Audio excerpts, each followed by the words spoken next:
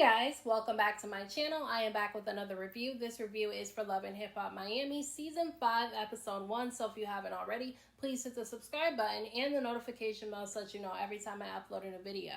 Let's just get right into this review because this is the season premiere.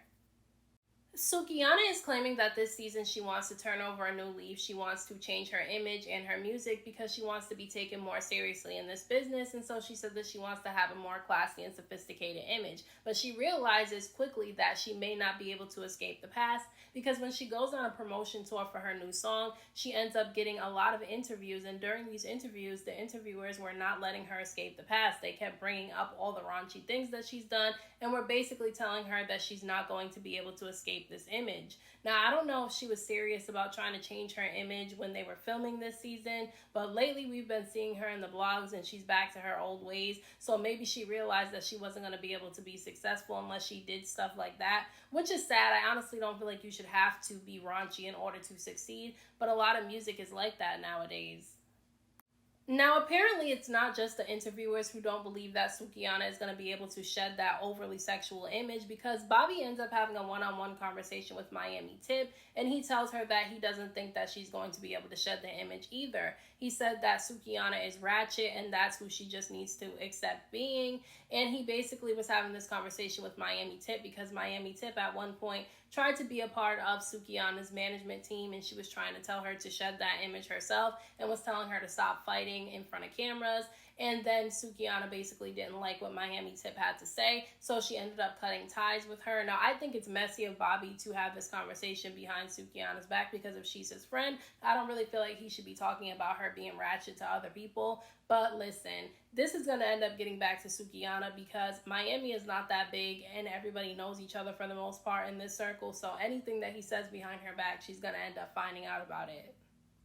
Trina ends up hosting this event, and during the event, she ends up having a one-on-one conversation with Amara, and she tells Amara that she's now newly single after previously being engaged. Now, Amara is in the same situation because she was previously engaged to the father of her two twin daughters as well, but they ended up breaking off the engagement, and now Amara claims that she's happily single. Now, I don't believe that Amara is single because in the blogs, they have been showing Amara and Safaree getting really cozy with each other, and at the very beginning of this episode, Trick Daddy ended up questioning Safaree about his relationship with Amara, and he claimed that they're just best friends. Now, during this conversation with Trina, Bobby ends up inserting himself into their business because that's what he does. He's really nosy, and so he ends up asking Amara what's going on between her and Safaree, and she claims that they're just best friends. Now, he tries to warn her about getting involved with Safaree because he feels like Safaree is no good for Amara, and I actually agree with Bobby when it comes to this. I don't feel like Amara should get involved with Safaree at all because he's going to put her through the ringer just like he did every other woman that he's been with.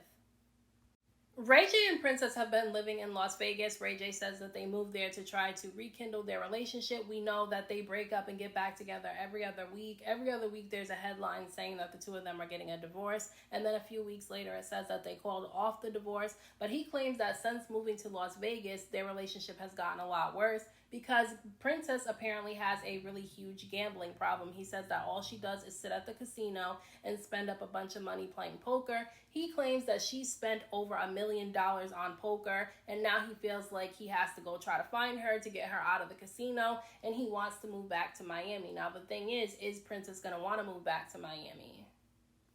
Ray J ends up showing up to the casino and he finds Princess playing poker, and he tries to get her to move away from the poker table, but she says that she's practicing for a really important poker tournament. Now, he finally ends up getting her away from the casino, and during the conversation that they have, he tells her that he's jealous that she's spending all her time at the casino and not spending time with him. But Princess is not buying it because she said that he hasn't been present in their relationship for years. Now, later on in this episode, he ends up cooking her dinner, and she tells him that she's not going to be able to sit down and eat the dinner because she has to go to her tournament. But then he gets pissed off and tells her that he wants to spend time with her and he doesn't want her to go to the casino. So she sits down and eats, and they have a conversation.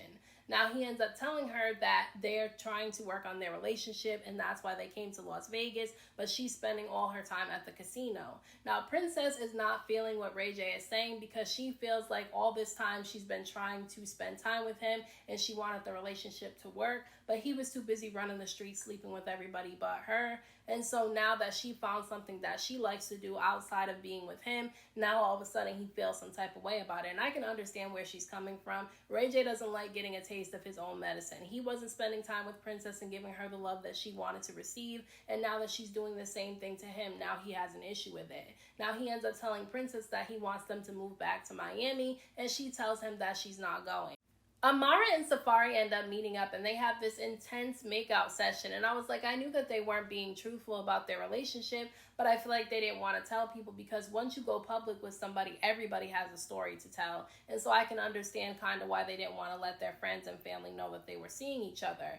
Now, she said that they got together after a trip to Jamaica. She said that he has been heavily pursuing her and showering her with flowers and jewelry, and so she feels like he really wants to be with her. But the thing about it is that he did the same thing to Erica Mena. He was very complimentary of Erica. He wanted to be with Erica and he chased her around until she finally gave in.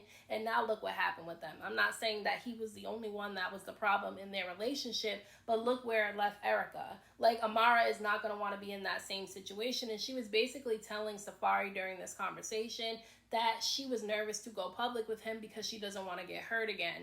And I can understand her feeling that way, but if you don't want to get hurt again, why would you get involved with Safaree? Like, going with Safaree is asking to get hurt because he acts like he cannot be in a monogamous relationship and he does what he wants to do. And so I just feel like she's getting herself into a bad situation getting involved with Safaree. I don't know why she thinks she's going to get anything different than any other woman got with him. I'm sorry, but I don't think that Safaree is going to give Amara anything better than he gave the other woman that he's been with. He was trying to tell her not to listen to what other people are saying about him because it's clear that she's skeptical about getting fully involved with Safaree, but he's telling her that she needs to stop listening to other people and what they say because people just have this image of him in their head. And it's like, yeah, the image that you put out of yourself, because he could have changed people's opinions about him when he was in that relationship with Erica, but he didn't. Amara ends up throwing this elaborate birthday party for her two twin daughters, and she invites Shay to come because her and Shay ended up working out their differences and rekindling their friendship. Now, Shay says that she's extremely happy in her life right now with her beautiful baby daughter and her boyfriend, but she said that she's not okay with still being a girlfriend. She said that her boyfriend has been telling her that he's going to marry her for years and still hasn't put a ring on her finger, and so she's giving him 365 days to give her a ring or else she's done with him. The thing about it is that why would you waste your time with somebody who doesn't want the same thing that you want? I don't think people have to get married. I don't think you have to, because some people, it's not a requirement. It's not a big deal to them to get married. They could be in a relationship with each other forever and be just as happy as somebody married. But if marriage is a big deal to you and it's very important and it's something that you want, don't stay in a relationship with somebody for a really long time and they don't want to get married, because then you're wasting your time and putting what you want to the side to, deal with somebody stringing you along, because that seems like what he's doing. He's stringing her along, because if he knows that she wants to be married and he keeps telling her he's going to marry her but has no intentions of doing it, then that's exactly what he's doing. He's stringing her along.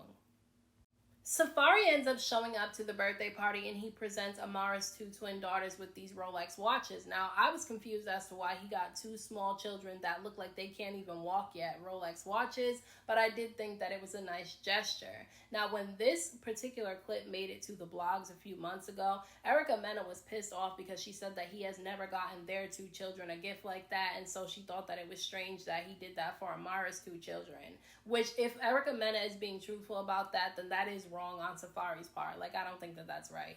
You have to do for your kids first. So if that is true, he is wrong for that. But after he presents these two watches, he ends up giving Amara a big kiss in front of everybody. And everybody was surprised by this, especially Shay, because she felt like her and Amara were getting their friendship back. And now she feels like Amara is keeping things from her. At the very end of this episode, Sukiana is extremely nervous to perform her new song because it's different than all the other music that she's put out, and so she was nervous that people weren't going to accept it, but she ended up having a pretty good performance and people actually liked the song. Now, after she was done with her performance, Bobby ends up pulling her to the side and telling her that she shouldn't try to change who she is, that she's ratchet and she needs to accept it. And Sukiana was getting pissed off because he was talking about how all the raunchy music that she has is starting to go viral and how she should capitalize on it. But she said that she's not about to take any advice from him because she doesn't feel like he's a true supporter of hers, because a couple of years ago he was talking shit about her to Miami Tip, and he tried to tell her that she shouldn't be bringing that up because it was 2 years ago. But that's why you can't really rekindle a friendship when you guys have talked behind each other's backs, because that's going to always come up in an argument anytime you guys get mad at each other. Sukiana and Bobby end up getting into a huge argument, and they start yelling at each other outside, and people are getting between the two of them because they're screaming and yelling at each other. Sukiana is calling him all types of names, and he's talking about how he's ratchet and he loves being that way and how he's never going to change. He's himself. And I can understand why Sukiana would kind of be upset about that, because if you say you're trying to change, your friends should be supportive of you trying to change, not try to make you be somebody that you don't want to be anymore. I don't know if she really wants to change, though, because in the blogs lately, like I said before, she is still doing the same stuff she was doing before, and that's probably because people wasn't really taking to her when she wasn't doing that stuff, and so she probably feels like she has to in order to succeed. But at this particular time when they were filming, she was telling people that she wanted to change her image, so I don't understand why Bobby was holding on so tightly to an image that she said that she wanted to shed. But at the same time, I do think that Sukiana didn't have to react the way that she did. But Bobby needs to learn how to mind his business, because this is only the first episode of the season, and he's meddled in every single person's business so far. So those are my thoughts on this week's episode of Love and Hip Hop Miami. Let me know what you guys thought about this episode down in the comment section. Don't forget to hit that like button for me. I appreciate it. Don't forget to subscribe to my channel for more videos and hit the notification bell so that you know every time I upload a new video. Thank you so much to everyone who has subscribed to my channel. I appreciate you all. And until next time, I will talk to you guys in my next video.